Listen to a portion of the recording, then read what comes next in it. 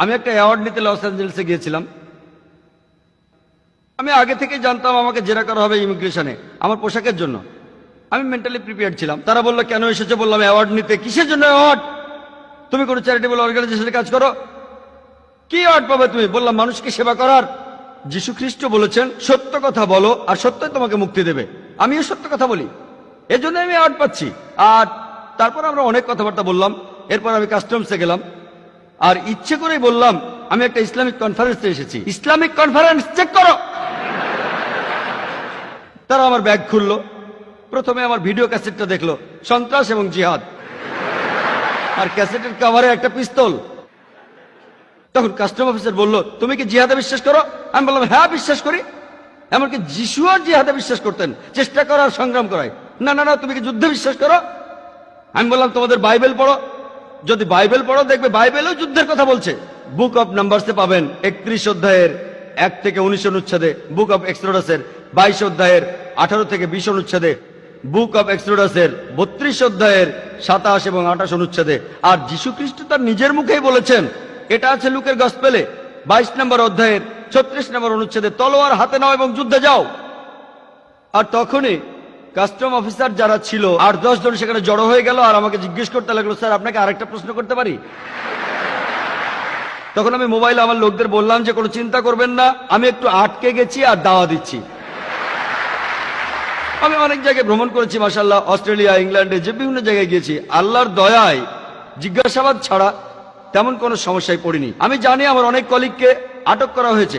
আমি কলিগ বলতে বিভিন্ন বক্তাদের বোঝাচ্ছি, এখানে বোম্বের বক্তাদের বোঝাচ্ছি না, আমি আন্তর্জাতিক বক্তাদের বোঝাচ্ছি যারা বিভিন্ন জায়গায় ঘুরে বেড়ান। তাদের আটক করা হয়েছে, নির্বাসন দেওয়া হয়েছে। আল্লাহর দয়ায় এখন পর্যন্ত আমাকে আটক করা হয়নি, নির্বাসনও দেওয়া হয়। বেশি হলে আধ ঘন্টার একটা দাওয়া। ব্যাপারটা এইভাবে দেখি, যখনই আমি দাওয়ার সুযোগ পাবো আমি সুযোগটা নেব। তবে আমি তখন সেখানে ধর্মগ্রন্থের উদ্ধৃতি দিই, আমি কোরআনের নিয়ম মেনে চলি। আর পবিত্র কোরআনের সূরা আল ইমরানের 64 নম্বর আয়াতে আছে, তাআলাউ ইলা কালমাতিন সাওয়াইন বাইনা বাইনাকুম। এসো সেই কথায় যাহা আমাদের এবং তোমাদের মধ্যে একই। তাহলে আমরা যদি একই কথায় আসি আমাদের বেশিরভাগ সমস্যাই থাকবে না। আজকের এই আলোচনা অনুষ্ঠানটা আসলে হওয়ার কথা ছিল আরো 1 মাস আগে।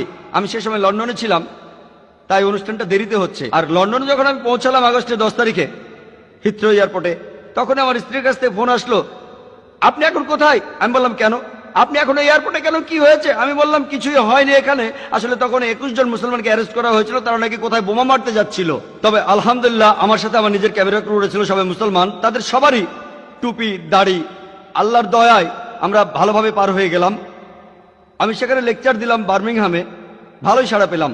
পরের দিন মাঝে মধ্যে আমরা বাইরে শুটিং করতাম, তাই পরের দিন আমরা একটা ইহুদি কবরস্থানে গেলাম, সেখানে শুটিং করলাম। শুটিং মানে গুলি করা না, রেকর্ডিং করা। আমাদের ভাষায় শুটিং মানে ভিডিও ক্যামেরায় রেকর্ডিং করা। এরকম কিছু শুটিং করছিলাম। আমরা সেই ইহুদি কবরস্থানে ঘন্টাখানেকের মতো সময় থাকলাম। তারপরে আমরা গেলাম ওখানকার একটা চার্চে, সেখানেও আমরা শুটিং করলাম। তারপর খাওয়া দাওয়া করলাম, বিকেলের দিকে হোটেলে ফিরে এলাম। সেখানে এসে জানলাম যে বার্মিংহামের পুলিশ তারা আমাদের খুঁজে বেড়াচ্ছে। সম্ভবত কোনো পথচারী অভিযোগ করেছিল তারা খুঁজে বেড়াচ্ছে 7-8 জন সন্ত্রাসীকে, মাথায় টুপি, মুখে দাড়ি। এই লোকগুলো কারা? আমাদের গাড়ির নাম্বার তারা জানে, এটাও জানে গাড়িটার রং সবুজ। তারা কি করলো, ইন্স্যুরেন্স কোম্পানিতে ফোন করলো আর বের করার চেষ্টা করলো আমরা কোথায় আছি। তারা খুঁজে বের করলো হোটেল, এই হোটেলটা। ভাগ্যক্রমে যখন জিজ্ঞাসাবাদ চলছে সেই সময় এক লোক নাস্তা করছিল, তার সাথে পুলিশের কথা হলো। আর সেই লোকটা ছিল খুবই বিখ্যাত একজন মুসলিম পলিটিশিয়ান।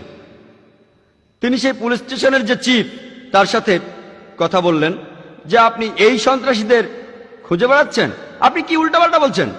আপনার খেয়াল আছে 2 মাস আগে আপনাকে একটা ডিভিডি দিয়েছিলাম, ডাক্তার জাকির নায়কের ডিভিডি। চিফ বলল হ্যাঁ ইনি তো সেই লোক। ও সেই লোক, প্রবলেম সলভ। যে পথচারীরা অভিযোগ করেছিল ভেবেছিল দাড়ি টুপি মানে বিপজ্জনক, দাড়ি টুপি বিপজ্জনক, সাবধানে থাকতে হবে। কিন্তু আবারও আল্লাহর সাহায্য, খোদার সাহায্য, আর আমিও ফিরে এসেছি, না হলে আপনারা আমাকে এখানে দেখতে পেতেন না। আমাদের মুসলমানদের ভয় না পেয়ে সত্যি কথা বলা উচিত, তবে জ্ঞানের সাথে। আমাদের সতর্ক হতে হবে। আল্লাহ পবিত্র কোরআনে সূরা নাহলের 125 নম্বর আয়াতে বলেছেন যে উদু ইলা সাবিলি রাব্বিকা বিল হিকমা ওয়াল মুআযাতিল হাসানা ওয়াজাদিলুম বিল্লাতি আহসান। তুমি মানুষকে তোমার প্রতিপালকের পথে আহ্বান করে হিকমত ও সদুপদেশ দ্বারা, এবং উহাদের সহিত তর্ক করো, যুক্তি দেখাও, যাহা সবচেয়ে উত্তম ও গ্রহণযোগ্য। যখন কথা বলবেন হিকমা দিয়ে কথা বলবেন। পুরো ব্যাপারটা দেখে আমরা এখন বুঝতে পারি যে সন্ত্রাস কাদের একচেটিয়া সম্পত্তি। আর আমার মতে সন্ত্রাস হলো পলিটিশিয়ানদের একচেটিয়া সম্পত্তি। আমি যতটুকু বুঝি আর যতটুকু জানি, সন্ত্রাস হলো পলিটিশিয়ানদের সম্পত্তি, যে জায়গারই হোক। এই পলিটিশিয়ান হতে পারে আমেরিকার, ইংল্যান্ড বা ইন্ডিয়ার। এটা এখন পলিটিশিয়ানদের সম্পত্তি। আমাদের আগে বুঝতে হবে এইসব সন্ত্রাসের পেছনে কারণটা কি। আমরা যদি সন্ত্রাস বন্ধ করতে চাই, প্রথমে এর পেছনের কারণটা খুঁজে বের করতে হবে। আমি একজন ডাক্তার, আমরা লক্ষণ দেখে চিকিৎসা করি না, আমরা অসুখ হওয়ার পর কারণটা খুঁজে বের করার চেষ্টা করি, তারপর জীবাণু মারি। এটাই চিকিৎসার নিয়ম। সন্ত্রাসের পেছনে কারণটা কি? বিজ্ঞরা বলেন সন্ত্রাসের পেছনে কারণ হলো অন্যায়, অবিচার। যখন একদল মানুষের উপর অবিচার করা হয়, যখন একদল মানুষের উপর অন্যায় করা হয়, তারা প্রতিশোধ নিতে চায়, প্রতিশোধ নিতে চায়। আর এটাই হলো একমাত্র কারণ, সন্ত্রাসের কারণ।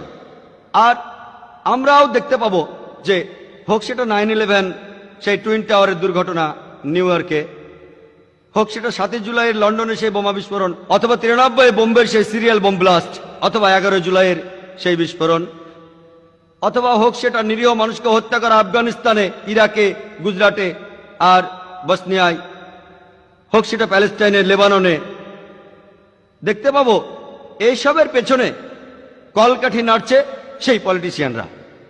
যখন লন্ডনে ছিলাম তখন আমি ভাবছিলাম কেন এই 21 জন মুসলিমকে অ্যারেস্ট করা হয়েছে। সরকার বলল তারা নাকি কয়েক মাস ধরে এদের উপর নজর রাখছিল। কিছু লোকের সাথে আমার কথা হয়েছে যারা এই লোকগুলোকে ভালোভাবে চিনত, তারা বলছে অসম্ভব, তারা কখনোই এমন ছিল না। তখন দেখা গেল লোকজন অপেক্ষা করছে কখন এই খবরটা তারা জানতে পারবে। সেই সময় ইসরায়েল লেবাননে আক্রমণ করছিল, হাজার হাজার মানুষ মারা যাচ্ছে, ইংল্যান্ডে এটা নিয়ে বিক্ষোভ হচ্ছিল। তখন মনোযোগটা ঘুরিয়ে দেওয়া হলো। 21 জন মুসলমান বোমা মারতে যাচ্ছিল, এয়ারলাইন্সে অ্যারেস্ট করা হলো, অনেক বড় খবর। তাই লোকজন ভুলে গেল লেবাননে হাজার হাজার মানুষ মারা যাচ্ছে। এই ঘটনা ইন্ডিয়াতে কার্গিল, পলিটিশিয়ানদের কোনো সমস্যা হচ্ছে, কার্গিলের কথা বলো, শত্রুর কথা বলো পাকিস্তান, মনোযোগ সরানো, পলিটিক্স। হোক সেটা আমেরিকায়, হোক ইংল্যান্ডে অথবা ইন্ডিয়ায়, আসল কারণটা হলো পলিটিশিয়ানরা।